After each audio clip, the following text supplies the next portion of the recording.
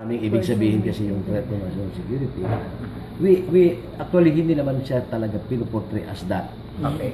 It may be possible because on the basis na bakit siya ibaba sa ibang countries.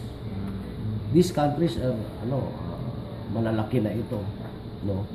And ina-avoid nila yung mga tao na they may have links with terror groups. No?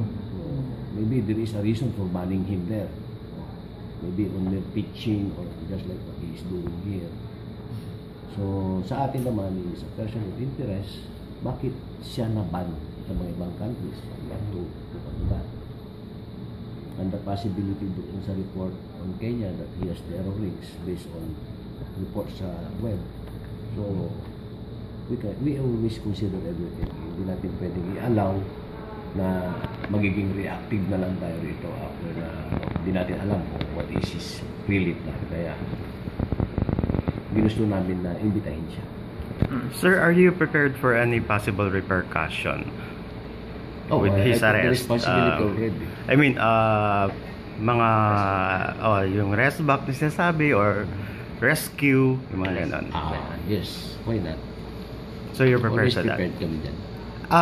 Alert level ng Davao City is what? Dito ngayon, we are on heightened alert, always. Because of this person? No. It's always on heightened alert kasi marami tayong pumupunta ng bisita rito. And then, that has been the tawag dito, nakasanayan na dito sa Davao na always heightened. I see. Sir, because of this situation, sir,